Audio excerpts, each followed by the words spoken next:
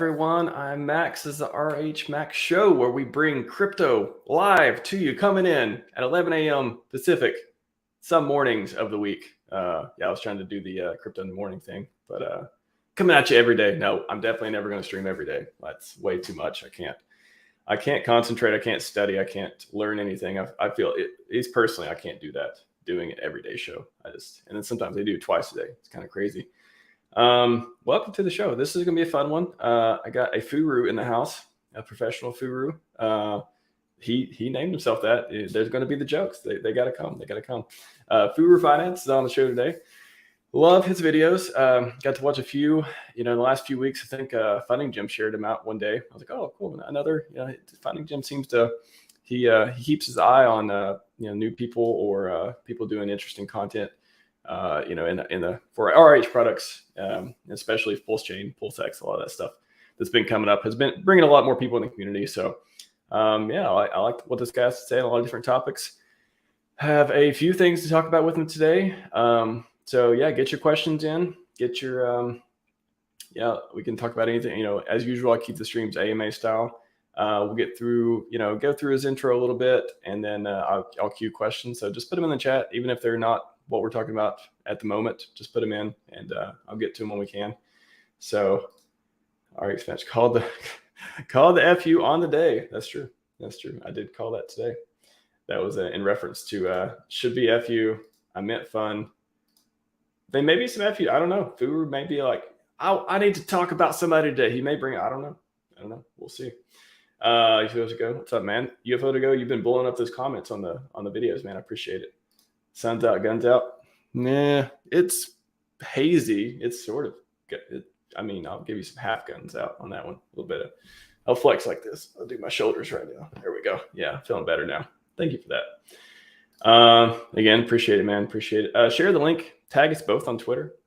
Share in the appropriate Telegram channels. Don't spam a bunch of stuff, but if you're in Telegram channel where you're like, oh yeah, they want to talk. They want to hear people talk about PulseChain and HEX and all this stuff. Drop the link in. Always appreciate it. Without further ado, let's get Furu Finance on the show. Welcome to the show. Hi, great to be here. Thanks for having me. Should I call you Mr. Furu? Furu Finance? How should I? Furu's good. I like it. You kind of like playing on the whole thing of, you can get into it with your story too, but it's just funny. Like this name really, it's catchy. It's like, okay, obviously you're trying to play on like the Furus out there, but you want to give like this, good information too. I like that. Maybe that's something we'll go into while we're on the topic. How'd you come up with your name? How'd you get into crypto? How'd you get in the RH community? All that good stuff. Oh, where do I start? So the first time I really dipped my toes into crypto was actually like a lot of people. It was with XRP. You got to give it to the XRP community though. Crypto onboarding is second to none. There are guys on TV a lot. Yeah. And then like the community is just all over Twitter and everything. So my friend was into XRP.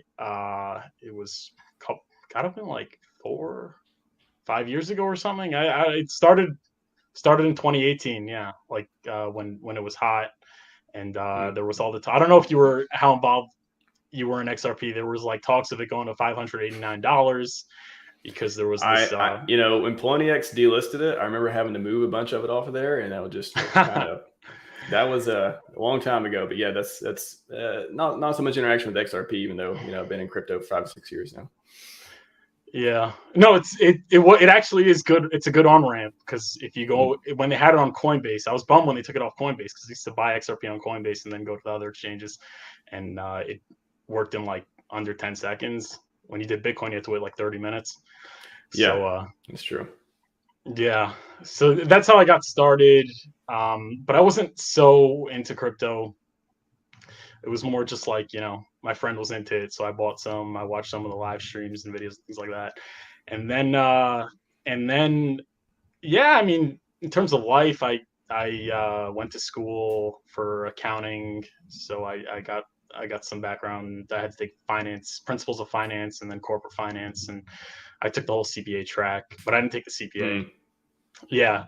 So when I when I graduated, I was never like so into accounting. It's kind of boring. It's not really kind of my style. I was thinking, okay, maybe I should go into medicine. It was around the time where the C word started, and my antennas were about medicine. So I went into pre-med. I took Chem 1, 2, Bio 1. I took Orgo. But you really have to have, in order to make it through pre-med and then go to med school, you really have to be passionate about it. Like the same way you see like people like Richard and Funding Jim, those people are like passionate about it. That's kind of what you have to have for medicine. It's not something that you could kind of like, half measure kind of thing. And then when crypto, so I was into it. And then when crypto came around, I really got into crypto. People were getting rich really quick. So I continued working in medical research, doing like clinical trials. I did it in neuro. I got a full-time job in derm for a little bit. And meanwhile, I was so like in the beginning, I started to get into crypto. That was when things were going crazy. It was when Bitcoin hit 68,000 and Ethereum hit 4,800. And yeah, I mean, I kind of was sensible enough to realize that you're not really going to get so rich with Bitcoin. So I was originally in Bitcoin from XRP. I saw XRP was kind of not were it was at. I mean, a lot of YouTubers they're already talking about that XRP was dumping on their community. They were kind of using them as liquidity in order to fund their operation. That's where one of the videos Funding Jim shared where I talked about like overhead and things like that. It was a lot of that I got from XRP because like that was an established company that had to raise money. They're going to do it on the community. That's really what growth stocks. It's similar to a growth stock, where like, they could run up like crazy, but then the company, they issue new shares on their community. The hope is that eventually, they'll grow enough to generate earnings and they could really give back to their shareholders, whatever. But so I kind of left XRP. And then I started getting into Celsius. I like Mashinsky. He had an AM. I mean, out of all the founders, he was, to be fair, he was very transparent. From what it seemed like back then, he had an AMA every Friday. I learned a lot about crypto from him. Those AMAs were excellent in terms of learning about crypto and in terms of learning even about finance. He talked about broader finance as well, which already had sort of a background in that. And when I was like looking into Celsius, I actually saw Richard Hart. I saw HEX because that was kind of the comparison people were talking about on the fringes of the internet, like HEX against Celsius. Celsius had massive gains at that time. They were up like a couple hundred X. HEX was up more. And I saw Richard Hart. And I was immediately turned off because all of the mainstream YouTubers or quasi-mainstream YouTubers that were talking about HEX were just labeling it a scam. They're like, look at this guy. He's flashy. He's talking about price performance and pumping bags. And I mean, I guess it wasn't the most optical thing. And if you're like, especially if you're a new person, you don't really understand what causes the prices and things like that. So like you'd kind of be turned off. It is an IQ test in a way, for sure. Yes, it is. I failed. It's okay. I mean, you came back around. You came from the depths of a lot of stuff, and you're like, oh, yeah. Okay, I found the one. Yeah, I mean, ultimately, all roads kind of lead to him because he is the one that really is telling it like it is, and he is the most informative. His knowledge in crypto, like, it's interesting because he's not only knowledgeable in crypto, he has a broad knowledge, and he knows politics. He knows he talks about broader finance. Like he was the guy that really talked about the fact that your yield on your Apple stock comes from the next person buying higher. Right. Thanks, Rothko. He's been in my comments. He's great. I appreciate it. But yeah, so it was very fascinating. And I kind of was following him. I didn't really own HEX, but I saw he was talking about the markets being overheated. By that time, I already got into a different cryptocurrency because it actually paid more yield. I don't know if I should mention it on the show. It paid 25% for staking, and it had mad gains. Not anymore. Now it's actually, I think it might be at the price that I bought it. But I was in that at the time. I made obviously nothing life-changing. I was still working. And I kind of, Richard Hart said the top is in, and I kind of waited for what I thought was the dead cat bounce, and I got out. I had a couple, tens of thousands of dollars. It was nice. I actually put that into USDC, into Celsius. And interestingly enough, so I was still watching Richard, and he said HEX was decorrelated and everything like that. And I saw that, Bitcoin went down to, I think it was 30,000, 28,000. It was going back up. I think like this guy called the top, when he's saying dead cat bounce. Let me cash out. So I obviously put that into USDC. I went into Celsius. I put in the Celsius wallet to earn my 8.5% yield. And very interestingly, I was still watching Richard. I was still learning a lot, but I thought, hey, the markets are overheated. And then I saw the clip. He's like, if you have money in BlockFi, pull it. If you have money in Celsius, pull it. And there's something about like the way he talks. It pierces. I don't know. It's kind of like pierces through all the noise and really just like gives you chills. Punches through the noise, as he says. Exactly. And I was thinking like, hey, Celsius seems legitimate. They're on TV. Mashinsky's on TV. But listen, this HEX thing looks like it's decorrelated because he gave the explanation. Hart's law is tied to USDC. The yield is better. You'd be earning 35, 36% APY, up to 38 on average. But if you start off, it's 25 to 35, depending on how long your stake is. Prevents you, it makes you delay gratification. I took all my money out and I put it into HEX. And then the market made that comeback. It made that, that, I guess it wasn't that double top. And I was thinking, damn it, like Richard, you messed me over. I would have had so much more money. And it ended up, obviously HEX dropped 92% by now, but whatever. But I was thinking like at least I have something, if I would have left it in that Celsius wallet, I would have not had anything. So I still have some T shares, and obviously I keep DCAing into HEX. He tends to not always be right at the moment, but like in this example, like eventually, I don't know. I still 11K in Prey is still like, it's still hard for me to, chew on that one right now. But eventually, I think a lot of stuff he says happens just like that. Yeah, no, I'd say this, he's more right than anyone else. You want to say he was technically wrong about the top, I guess. I guess if you would have really waited till that 68K, you would have had more money if you sold at that 68K and, let it go. But that's not happening. He saved I'm probably not the exception. He probably saved a lot of people from the euphoria thinking it was going up to 100K. Everyone was calling for 100K. So I'm grateful. Trillionaire energy guy. I remember watching the best, what is it called? The Pomp show. Yeah. The whole time they're like 100K hats every day. Yeah, like no more 100K hats. Yeah, people were calling for 300, 350K, and I mean that's if you would have thought that was top, you would have gotten wrecked. I mean, that was that. I said before, I think the 500K is like will be. I don't think Bitcoin will ever be over 500K just because of saturation in the market at that point. But yeah, 350K calling it this year, this run, that didn't make a lot of sense. Yeah, I got to give Benjamin Cowan credit for calling the diminishing returns. He was wrong about the lengthening cycles, but he talked about diminishing returns. And there were a lot of like these YouTubers that did like technical analysis, and they had their little trading group, which thank God I didn't participate. But a lot of trading groups out there. Yeah, they were calling for 300, 350K hyper Bitcoinization.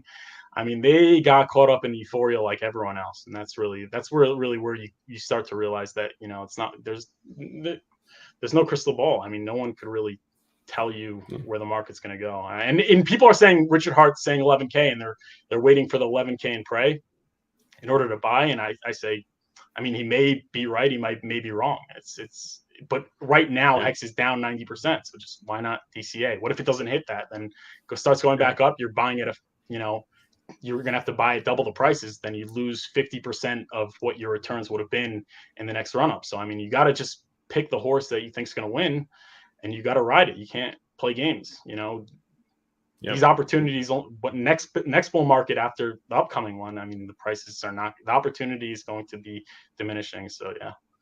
Yeah. I mean, you can see it every time. You see with Bitcoin, 3K, we got 19K right now. Maybe it goes to 10K or whatever, but the next cycle, you think it's going to go back down to 10K, it's going to go back down to 3K. Like after it does the run up again, it keeps running up and going down, but it makes, local, bigger local lows. So I just want to get this out of the way real quick.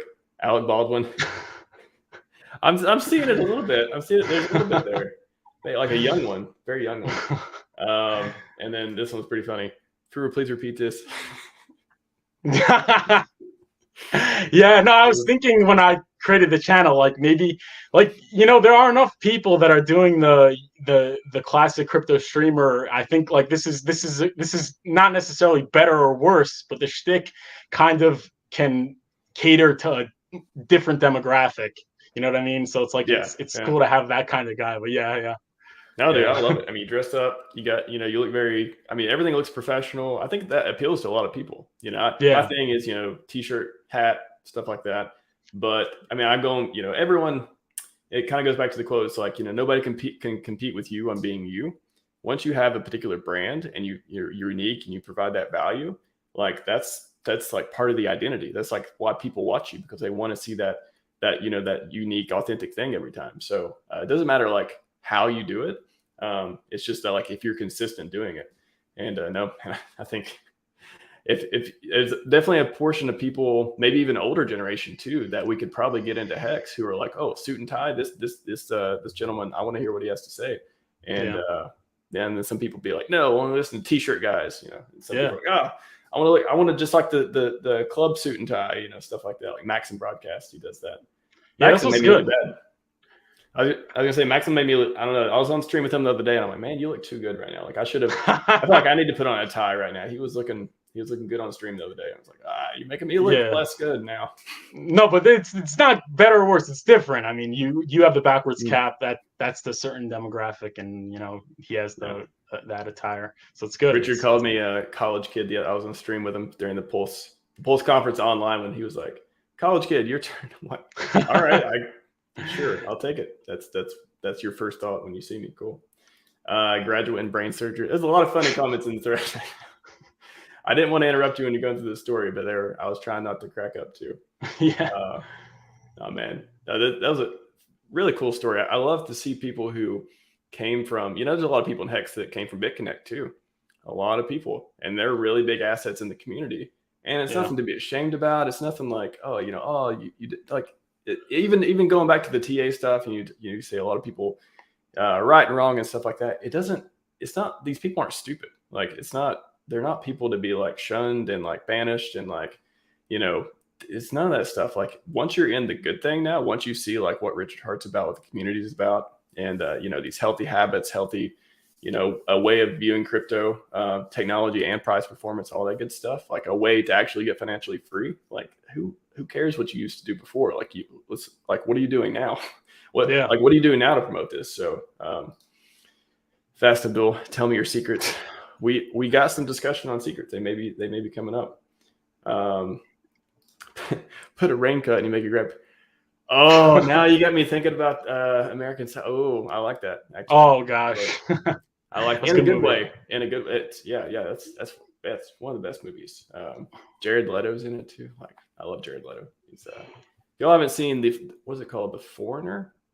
What is that movie he was in where he's in Japan during the war? And he joins the Yakuza.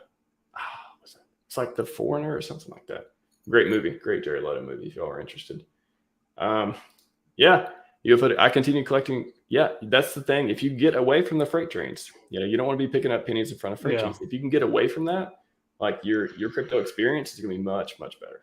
Yeah, no, it's great. It's great. That's really, I love how Richard just leaves it up to code, because code will less likely to fail you. I mean, there's nothing foolproof, but I mean, if it's like a well thought out and code, because like a lot of these middlemen, they're not necessarily scammers, but I mean, they take your money and they give it to other institutions, and like now your money is in all these places and all these different protocols that may or may not be scams. I mean, you don't know it's a scam till it's a scam. They may or may not be responsible. They get caught up in the euphoria like everyone else. They start making calls that become true, and they think that they're on top of it all and they're in control, and the market turns contrary to what their thesis is, and the company's insolvent and, you want your money back, you can't get it back. So, I mean, the amount of people who've been asking Richard for refunds on PulseChain has just been hilarious lately. Yeah, right. Like, I literally think some of them like believe that's a thing. Maybe because they've been corrupted by I mean, if you do come from traditional finance and stuff, and there's a company taking care of these things, that is a reasonable thing to even wonder. But then I think a lot of people, they just literally they need an outlet for this frustration because PulseChain is taking too long, blah, blah, blah. And I don't know, it's just this weird confluence of crypto and then bear market psychology and then traditional finance, or people who just, they don't take the time to learn how this is different. So they kind of just apply the same principles and then they get disappointed and confused and lost on this stuff. It's a fascinating, I don't know. I feel like there should be more crypto documentaries. There's enough material to make as many crypto documentaries as you want, because during the bear market, people do some insane stuff. Yeah. But I wanted to ask too, just while we're on that, what makes PulseChain, some of the comments was, Richard, give me a refund, blah, blah, blah. Oh, now PulseChain is just a copy and paste ETH 2.0. Why isn't, how would you qualify, how would you think about why PulseChain isn't just ETH 2.0 copy and paste? And not talking about the delays or how long it's going to take or if it's going to be shorter or faster, but just why is PulseChain this thing that is not just another Ethereum fork with a proof of stake change? Well, yeah, a lot of it is that it is, but a lot of the features they're beating ETH 2.0 to market now. And also I think the best thing is that as now that we have our own chain, we're in control. They can't kind of screw around with us the way that they did with, I think they called it the S load. You're more which made it extremely expensive to unlock to unstake when your time lock's over. So we don't have to piggyback on them anymore. We don't have to take it from them. Richard Hart Richard Hart and the HEX community are now in control of their own destiny. It's their blockchain. It's their native chain. I think that's really the biggest thing. And also, I think I don't know.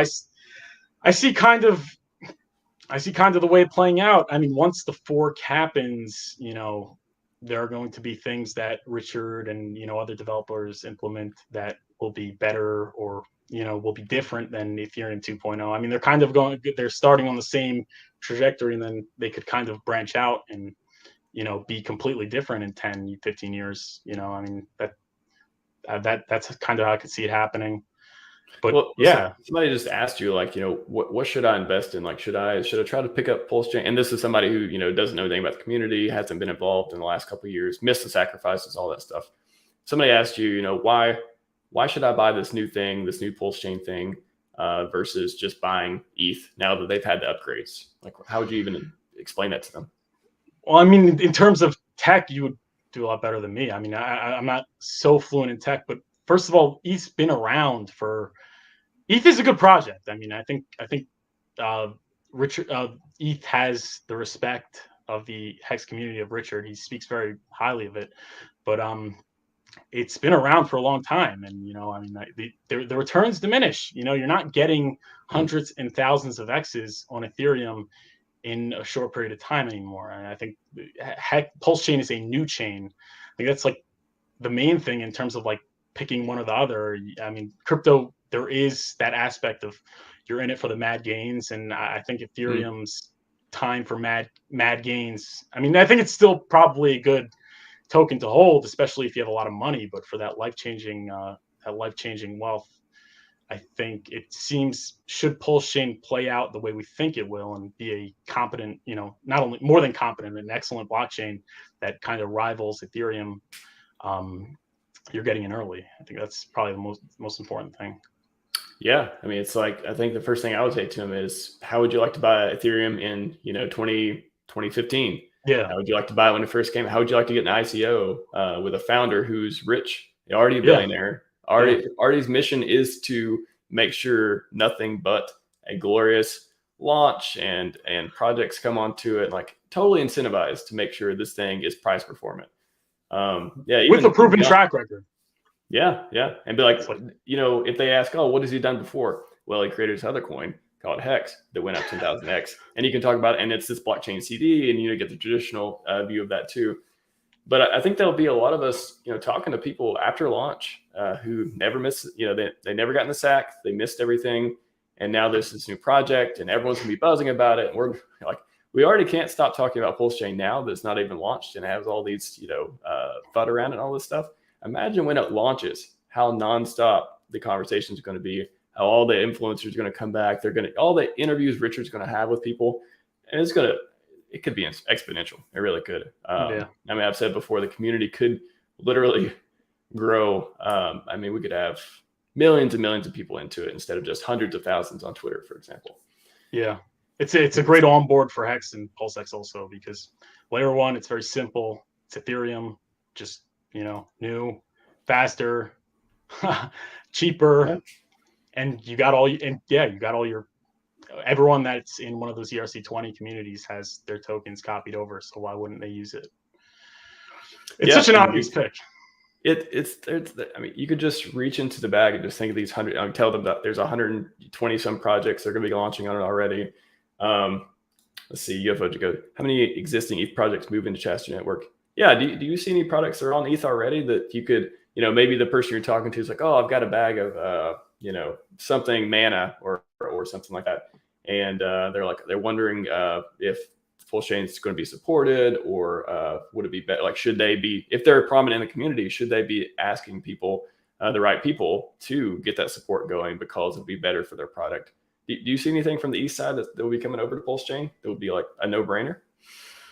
The first one that comes to mind is really SHIB, because there's no like front end that has to be developed. It's just the meme coin, and they're all gonna see it. Hey, there's gains. Interesting.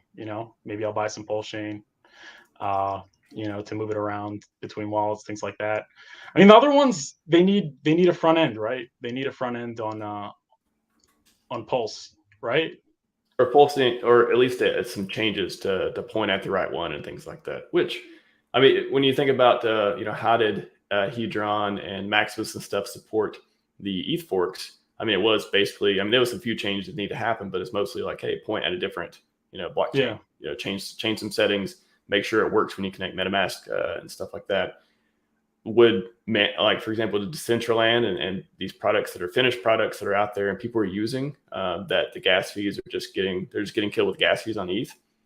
Stuff like that may come. But yeah, I think the meme coin aspect is very interesting, where we see HEX on different chains now already, but if it's a meme coin and everything just still works and you're just getting copies, the speculation alone would make people be interested, I think, let alone the utility of faster, cheaper fees. It's like, well, just like people have been doing with the ETH forks for HEX. I'm like, oh, I'm going to go get a bunch of HEX on ETHW or ETH there, making obviously riskier bets than if you played that game on PulseChain and things like that. But that's something that I can't not see people going after coins like meme coins and otherwise to try to secure these bags early, if nothing else for speculation plays, whether or not the communities actually get into it or not. Meme coins, great point on that. Yeah. Also, so I actually, one of my early videos, it was a reaction to one of these YouTubers that talked about PulseChain going to zero and HEX being a scam, that kind of thing. And one of the things he said was that none of the ERC20, none of those projects on Ethereum, they all basically did not express interest in moving to PulseChain. And if not saying it, flagrantly, like, we're not going to move to any other chains or to PulseChain. But that's for now. But I mean, you see how high those gas fees were on Ethereum. If that happens again and PulseChain's there, and they get pressure from the community, like, on Twitter and Telegram, things like that, it's like, hey, we're getting wrecked here. Could you point your front end to PulseChain, give us that option? That might happen. Mm-hmm. Why wouldn't that happen? I mean, if they could serve the same function with a fraction of the price and gas fees, I could see that very easily happening. I think, yeah, why not? Yeah, and tons of people who, a lot of the whales and stuff with meme coins and with anything, or want to say, oh, there's a new chain launching, big community, lots of fanfare. Why not participate? Why not provide liquidity, or why not start seeing what they're talking about, because, hey, the founder keeps talking about price and he already has a track record of doing really well. So it's in, being like aligned, like, okay, am I in this to make more money? Well, this guy seemed to make more money, so why not make more money? That kind of thing. Why? And you talked about the OA a little bit too, so I wanted to get into that. But what do you think? And by the way, that's the movie I was talking about, Jared Leto, The Outsider. I googled it real quick. Great movie on Netflix too, so easy to watch if you have that. But you did a video on the OA and things like that, which I thought was interesting. Why do we never have to worry about the OA dumping on us? I mean, yeah. I mean, why would we have to worry, really? I think that it's always, there are all these like new, I guess Richard says imaginary horribles that are applicable to HEX that aren't applicable to any other blockchain or any other stock, that are essentially, it's the same scenario. There are these people that have enough liquidity to destroy the price and to destroy the project or the company, and that just never ends up happening. It's not in the interest of those people to do it, because they would not walk away with a lot of money considering the slippage, and they like having these, I mean, it depends. So in the case of stocks, right? Like I said, I used really Warren Buffett as the example. I think he owns 15% of the shares outstanding of Berkshire. He loves Berkshire. Like, yeah, imagine Warren Buffett started, just dumping his shares. Like, obviously the liquidity wouldn't be able to handle it. And just the fact that he's Warren Buffett, he's kind of like the Richard Hart of Berkshire. I mean, that would just spook shareholders into, it would lead to sort of that cascade. So I mean, this guy, so that's was my analogy, because I think Buffett and Hart are kind of like a similar situation, in the sense that, like, Richard loves HEX and obviously Buffett likes Berkshire. But if you want to bring up that concern, why don't you bring that up in like every other cryptocurrency, where a lot of them, the founders they're like anonymous or people you never heard of, living offshore. It's pretty much no transparency, and they have the ability to destroy the price of their token, their project, and they often do it. I mean, so I'm saying, like, why? I don't know why. I guess the 90% is really what scares people, but essentially 90% and 30% and 20%, even 10%, it's essentially the same thing. It's the same, especially with crypto where there's low liquidity, the same scenario in which those people that hold such big bags really have the ability to destroy it. And in crypto, they often do, because there's no regulation, but usually they don't, especially when you see Richard, you see how, he's got a 3-year track record already. He's rich. He's been retired since he's 23. I don't see why that would happen. I mean, technically there is that possibility, like, technically, I mean, but like I would just say, too unlikely to really consider. Why do people dump? Like, why? Like, what is the reason? Like, they need money, right? Yeah. Like, that's the reason. But if you have a billionaire founder, he doesn't need money. It's like perfect, right? Like, exactly. Good. Yeah. Yeah. That's. I'm sorry. No, go ahead. No, that's what I was. That was my thing that I really take pride in. I guess the concept I didn't create. I kind of heard that from Richard, but I phrased it in terms of diminishing returns, like, meaning the more money you have, the less it's worth to you. So you don't need it as much. Yeah. So like a guy like me, if I was sitting on 20-30% and the price shot up 10,000x, I might even just like say goodbye, never come back. But somebody who already had, like, why? Because I want houses, I want cool cars, I want all those things. But people like Richard, they already have all those things. So what would be their incentive to do that, to destroy the project that's, their lifeline? It really gives them a purpose in life and things like that. That's what's great about HEX also, is that most of these people that get in early, they sell and they really never come back. I mean, they're kind of out. But since in HEX, your first couple stakes, you're probably going to dump, and you might even have enough, of a percentage of the liquidity of the circulating supply to actually cause some slippage. But eventually, you're going to stop doing that, or you're going to do it less and less, because you don't need it. Like, what do you need now? You already cashed out a couple times, you have so much money, you're probably putting money into like a trust fund or like real estate where you could extract liquidity. Price goes up again and your net worth is, in the millions. Why are you really going to dump? I think that was one of my things that I said. And I think a lot of people say, oh yeah, they're always going to dump, because they're plebs. They're thinking like plebs, because that's what they would do in that situation. If you put yourself in the shoes of someone like Richard Hart, you put yourself in the shoes of somebody like, Warren Buffett, these people don't have those tendencies. It just doesn't make any sense. Well, let's play that. I like this analogy. Let's play that out. Let's say that PulseChain does 10,000x. Let's say that you put plenty enough money for that to turn into hundreds of millions of dollars or $1 billion, whatever. You're super rich now, 2 or 3 years from now, and now Richard's like, all right, we're gonna do another we're gonna do another coin. We're gonna whatever it may be. And you're already super rich, but you're like, oh, I'm bored. I want to go into crypto. I want to have a career here. I want to do that more. I want to go back into it. And you get into the next coin, and again, you're super rich. Do you still think if that next coin went up 10,000x? What kind of motivation do you think? Well, I guess what would you do in that case? Would you be like, oh, I'm going to dump it all and go? I've already got the island, right? Like yeah. Where do you think you would be with that? It would kind of putting yourself in Richard's shoes in that way. Yeah, I mean, for something like PulseChain, if it was, let's say, a project that maybe like a friend told me about, and like, oh yeah, you want to get in. I see, I'm sitting on millions. Maybe I'll sell a little bit, but if it's something, the more you're passionate about the project, the more you're passionate about the community and things like that, the less of a tendency you have. I think that's really the way to characterize it. Yeah. Or the richer you are, the less likely you're going to sell a lot of it.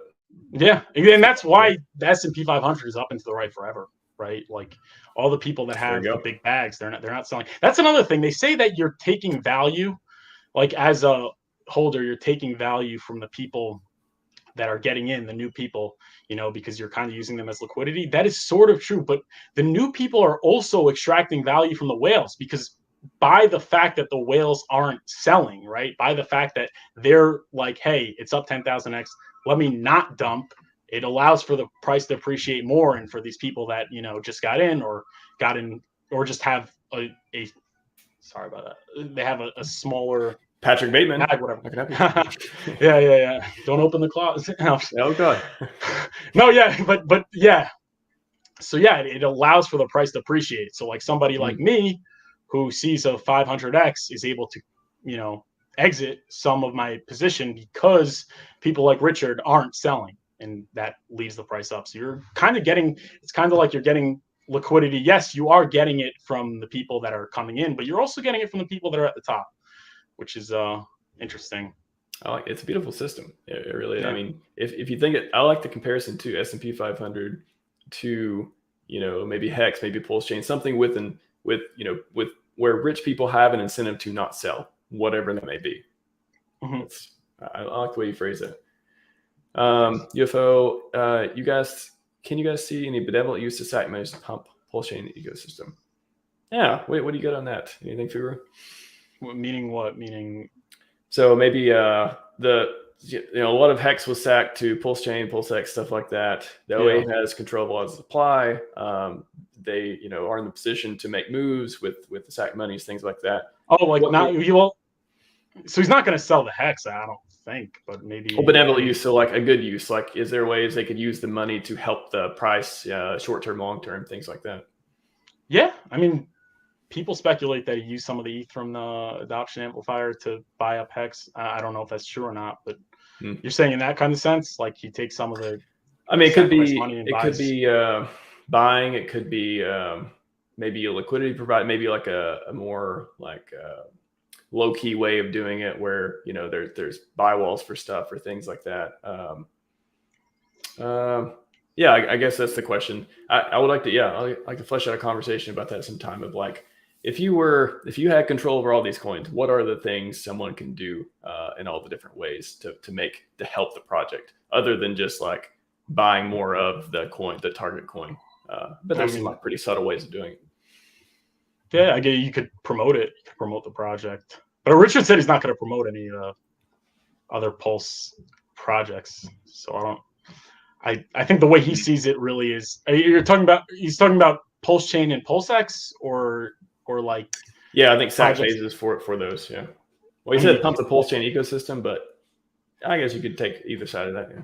Yeah, I guess he'd probably have more of a tendency to pump, use that money to pump HEX, PulseChain, PulseX, or maybe other projects that he has a liking to. But I don't know.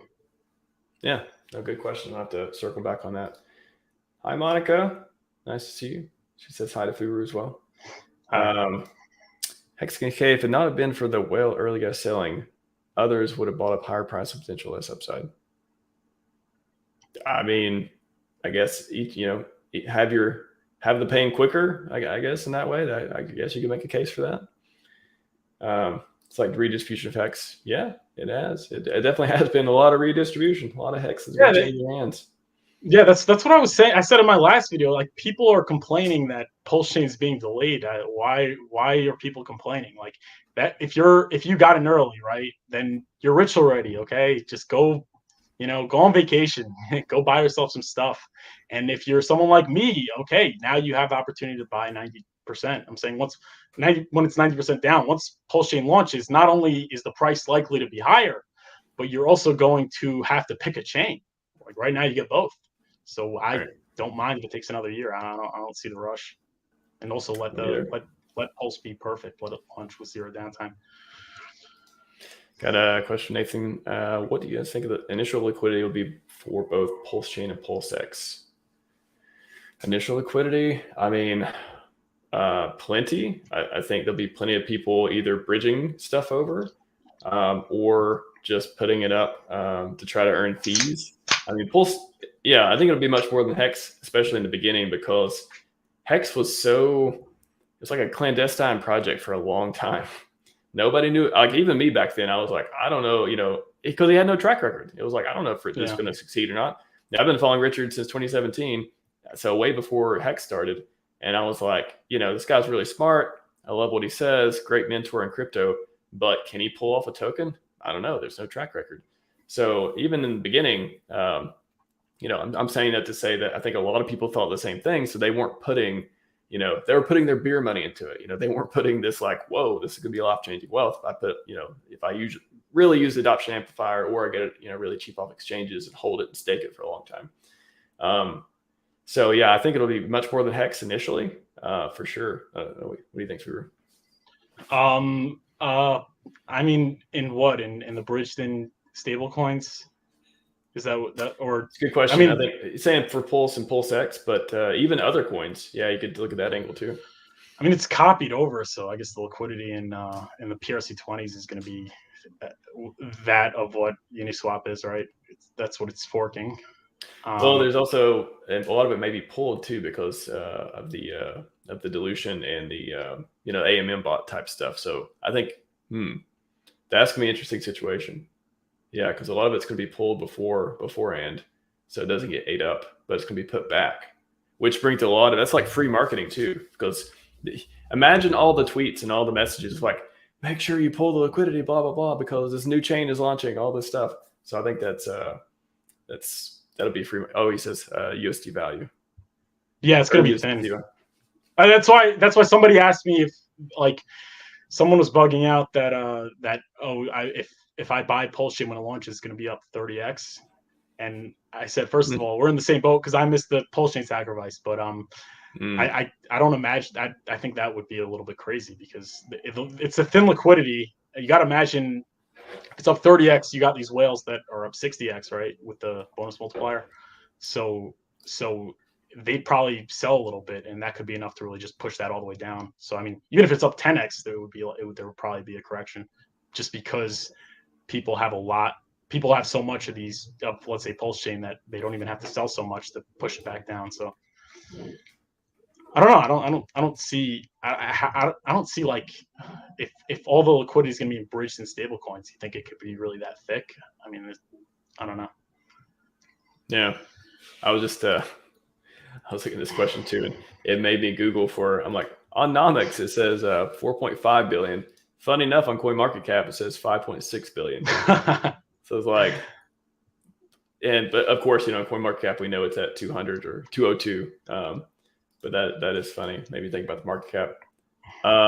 Yeah, I mean, is there a particular question, Sniff, around market cap? It's not ranked anywhere correctly. I don't. Well, yeah, I mean that's something that I wonder if one day, maybe the OA coins. How long does it take? Maybe this will never happen because Satoshi's coins have never moved for 10 years, and they still count them.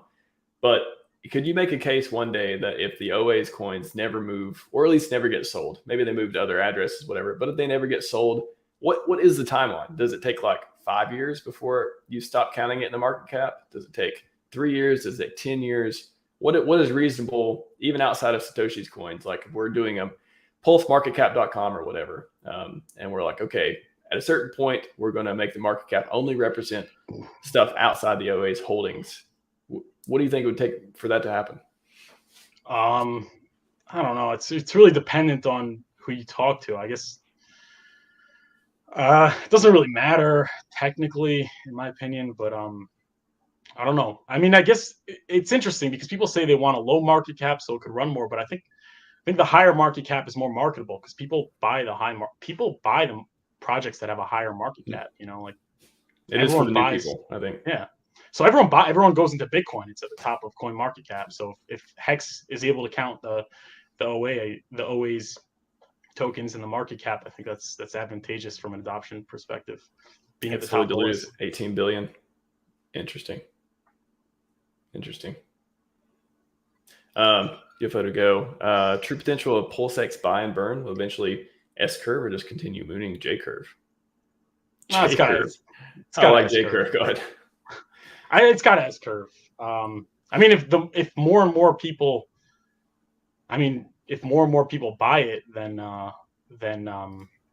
there are less people to buy it. I mean, it's not to say that it's not going to be something that you could still buy it. Like you could still buy Google. It'll be a good investment, not financial advice. I mean, it's less risky and it doubles every couple of years. But I mean, people say the burn and buyback, but I don't know. Is that going to make up for all the sell pressure that happens when a project goes up? Let's say 5,000-10,000x. I mean, I'd imagine that you're going to have a dump.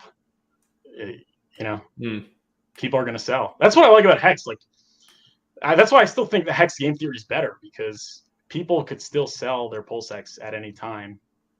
I mean, which leads to more potential sell pressure at every price point. But HEX, you're locked up. Can't sell it. I like that comparison. I had Jake Sharp on the other day, and he was talking about how he was making the case for PulseX over HEX, why he likes PulseX better, and a lot of it was just around the tokenomics and stuff like that. But that is one thing that PulseX doesn't have is like time locking, right? Like you bring it up with HEX. Why do you think? Like, why is that important? Is it important to reduce sell pressure? Is it important to save yourself from yourself? Like, why is that a key feature that makes a difference? It's both. That's really what I like. I think it's good for the price and it's good for the people that are time locking. You get exposure to those multiples that you would have otherwise sold. So I would disagree. I don't think that PulseX has better game theory than HEX. I think HEX is still king. The T-share is always going up. The inflation to protect the price, I think, is better than the deflation to protect the price. Because you'd imagine, especially like there are a lot of, I still think PulseX is going to do well, and I still would go with the 1/3 each because I really just don't know. But I think over the next 5, 10, 15 years, I'd imagine HEX outperforms all of them. I still think, and I believe PulseChain is actually probably going to outperform HEX and PulseX first bull run. But I think the HEX, yeah. Is that the ideal portfolio just on the 1/3 part? Just is that can you go wrong with having 1/3 of each RH product? Is there something that could obviously be better? Is that like kind of the standard of like why not do that? Yeah, they're all going to the moon, I think. So why? I don't know. I mean, why guess? Why really like take a chance, especially if you're new to the space? I like the simplicity of that. I think a lot of people get caught up in the numbers. They try to do all these calculations when we really don't have all the data. This stuff hasn't even launched yet. It's very hard to make predictions and projections and stuff like that without having the thing launched and having some time to look at the past history and stuff other than HEX. So yeah, I think I like the 1/3, 1/3, 1/3 of RH products. Just I feel like you can't. That's like the can't lose bag, right? Like it's like how could you mess that up? Yeah, that's what Richard said. So it wasn't my. There you go. The voice of our Lord and Savior, Richard Hart. Speaking of Richard, what is he doing that other founders in crypto just haven't done, or they just can't do? Like what? Why is he the horse to bet on in crypto? I mean, he is a force of nature. I mean, he's not a regular person. Like, I think there's more to him than just, his intellect. I think a lot of people are very smart, but I mean, you see the way the community really will die by him, so to speak. I guess you could say part of it is because of the game theory of HEX, where you're here and you're not leaving, and I think part of it is just kind of, I guess, a cult of personality kind of thing. Obviously meaning it in a positive way, like people are loyal to him. Sure. And they see like he's done well by so many people. I mean, it's hard to not believe in him. He's got a proven track record, and there's no ulterior motive. I mean, it's all on the table. He wants to make you rich. I mean, does any other founder say that? Like, I'm here to make people rich. And he's done it. Yep. And he hasn't sold. Unlike other founders, he's never sold. He takes game theory very serious. I haven't seen game theory been so prominent in any other community as it has been HEX, right? I don't know. It spreads like wildfire for all the community projects. Now everyone's like, how can we reduce sell pressure? How can we do staking? How can we make sure everyone's incentivized to hold and give them this really fun game to play? That's not just clicking buttons all day long, like to keep them, incentivized with the community. That's been the most impressive thing to me, is how it has just like trickled down into the community of like everyone needs to be thinking about game theory, and that's got to create some innovations. I think it has with HODLing and Maximus and stuff. Yeah, and like I'm saying, like he within the game theory, it's not only for the price to go up; it's for you to get rich. I mean, you're saving yourself from yourself, so it's very special. It's something that has not happened in crypto before. Most people that get in don't make a lot of money. They sell too early, too late. It's just how it is. Yeah, the human psychology of just, I think it was useful in our primitive days of humans of, okay, let's watch everyone eat the fruit. If no one dies, that's good. Okay, now we can eat the fruit. The fruit has been established. But in investing, it's like the opposite. You can't wait for consensus. If you wait for consensus, you missed all the gains on the way up. And now that you feel good about it, that's probably the top. And now it's just like this horrible cycle people get into. Yeah, you really have to reverse your instincts. That's a great way of putting it. That's why you got to leave it to code. It's the only way to do it, especially if you're not rich. If you're rich, that's why the rich keep on getting richer. They don't have to. They could buy the top and wait 5-6 years. Next run up, like no problem. They got all the money they need. Yeah. I was Rich Hart's face on Mount Rushmore. I was, the first thought I had to be funny if it was like Richard, and then he's got a hand, and in his hand he's like pushing down Machinsky, he's pushing down Do Kwon, he's pushing down. He's like elevating himself above all the people who haven't had such good luck with crypto, especially lately. But then I thought, what if it was just him, just like this Olympic athlete style, just like jumping forward, and then Pulse, the HEX logos on one side and the PulseX on the other. If I'm thinking of Mount Rushmore with Richard, that's what I'm thinking. I'm not thinking of really anyone else being featured on there. Yeah. Hey, if anyone out there's an artist, you got something to work with right there. Dude, there's got to be a sculpture of Richard. Well, he's talked about with the museum. He wants to do the museum in Copenhagen. And you got to think outside that museum, there's got to be a statue of RH, right? That's yeah. It just makes sense. Yeah, and the more people he makes rich, I mean, that could really just kind of compound. Like, then they'll start, working on making museums, documentaries, art. It's kind of, I don't know. Maybe he's going to become a lot bigger than we could have even imagined. I think he will. Yeah, I've said before, I think crypto is just because I'm into, Scivive and a lot of the stuff in that area, longevity research. And I think crypto is it will be a footnote in his legacy. I think it's a means to an end. Like, this is how you get the money to fund these things. And then later on, he'll be known for longevity and like, actually saving people and stuff like that. Yeah. I think he definitely has broader aspirations. I think crypto's just getting started. I mean, he's an idealist. He talks about a lot of things about like the monetary system. He talks about politics. He's very well rounded. So I think he's just getting started. RH Nightclub. Yeah. What did he say the other day? Maybe on the Valuetainment or something. He said if he started a nightclub, he wouldn't be able to participate, because he's like, every nightclub owner I know, they never go to the club. So I don't know. He's getting in this. Maybe he'll slow down with the clubbing. I don't know. I DJ there in Faux Show. That would be cool, Patrice. That would be cool to like have Hexkins like running the place and like putting art out, putting music out, stuff like that. Got a few more minutes. Again, get your questions in before we go, because this will be a shorter one than usual today, because I got a couple appointments. But what I want to ask you, I'll say two more things. Just this one. Why won't most people get the 10,000x? Say they sacked, maybe they didn't. Like, regardless of their personal situation, because if you put in $1,000, you get 10,000x. You're making plenty of money. But like, is it all about saving yourself from yourself with the time locking? Why won't most people actually hit those goals, even though it's right in front of them? Yeah, I mean, because if you're already talking about 10,000x, you're already like kind of you're already in the arena of timing the market, which really never ends up, never goes as planned, and you never get out at the right time. I mean, you could get it if you tell yourself like, I am not selling for 5-10 years. You will likely get it. Not financial advice, obviously, but I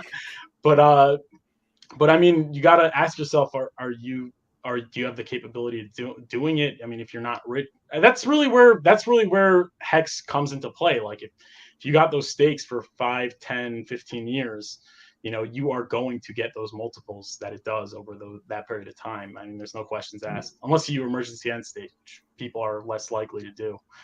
Except in a bear market. Yeah, that's why. Yeah, that's really the importance of buying HEX. Like, even if you want to say that, PulseChain, PulseX are newer projects, and HEX is a more mature asset, its returns are going to diminish. I don't really subscribe to that way of thinking, because HEX is only 3 years old. But nevertheless, if you just go into PulseChain, PulseX, you're probably gonna time it. You're probably going to get suckered into selling early or late. That's just how it works. Hopefully we'll have some products. Yeah. I mean, hopefully we'll have some products too through the community where we can lock up. There's already some projects that have been talked about a little bit, but I think just being able to, whether it just a way to keep you from selling this stuff, because if that's the thing, Pulse and PulseX don't have, that saves everyone from doing HEX. Yeah, someone mentioned in the chat about Maddie Allen's project. That's interesting. Yeah, so Maddie's got a project. I think the Maximus guys have also talked about doing maybe some kind of locking for Pulse. Gold Key was on the show the other day, and he mentioned that they were thinking about pumping up the incentive token for PulseX and making sure that it's not the dump forever token, that actually has value and people actually want to hold it. So you're actually getting incentivized for using the platform and stuff like that. So I think there'll be a few different options for Hexkins, because I think that's what Richard, he's not supposed to build everything. Like, what's the community here for if he's going to build everything? Like, we need tools to amplify the products that he does build. And it's fine if he just, makes everything work at a basic level. He puts the fundamentals in, and then from there, the community is like, oh, I want to do this. I want to make this better, all this stuff. So why do you think, as far as promoting RH stuff versus other coins, other communities, how can we promote, the message and everything we believe here, as far as ecosystem being healthy and, price performance and things like that, without, being tribal or unwelcoming? Like how can we not promote the coin of the week, but also not hate on other communities too? Like, what do you think are some things we could do for that? Meaning, Just being able to, for example, I'm the RH maximalist. I have that name to keep myself straight of, hey, I should be talking about RH type stuff in the ecosystem at least. That kind of keeps me in this thing too. So how do you think, there's a lot of people, a lot of influencers, a lot of YouTubers and stuff out there that will cover, a gambit of things. Maybe they cover XRP and they'll cover HEX too, or whatever too.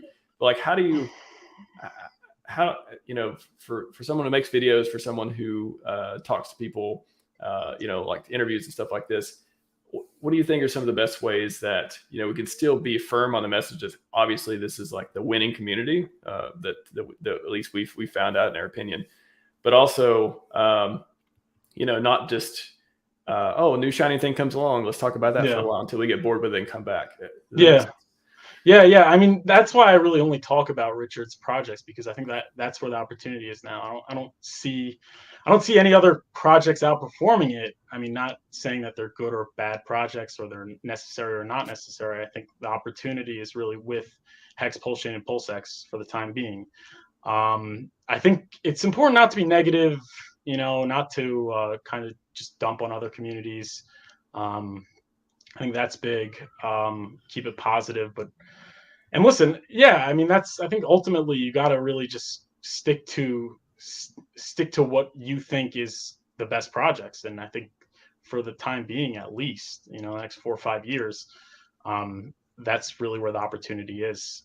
But in terms of like not turning off other communities, I think just being positive, that's really goes a long way. And I think price perform a lot. People are finding difficulty now because price is down 90%. People don't like buying when the price is down. They like buying when the price is up. So I think the price will really go a long way, inevitably, in the long run. But I think for now, it's really, I just kind of want to stick to what I think works best. I mean, you could reach out to other communities. I think Celsius is actually a very good community to reach out. I was thinking of doing a video on that. Like, you could kind of show them, hey, instead of going to the next person that's going to, incur all this counterparty risk, you could go to this, this project pays you more yield without the counterparty risk. I mean, there are some communities that are better in terms of onboarding than others. I mean, if you go to like Ethereum, they might be a little more hostile because Richard's copying their code. I mean, and making it better. But I guess it's really depends on which community you're looking at. Also, with PulseChain launch, it's also going to be a lot more seamless in the sense that you could be like, hey guys, look, switch the RPC URL, got some free stuff. Or download the PulseChain wallet and however that comes out. I just think, do you think people who have skin in the game really keeps people like aligned in a way? Like if you sacked $1,000 for PulseChain versus you sacked $100K, like, do you think that keeps you more of like, okay, I want this ecosystem to succeed, I'm going to spend my time and energy here because I have skin in the game? Do you think that makes a big impact? Yeah. It's got to.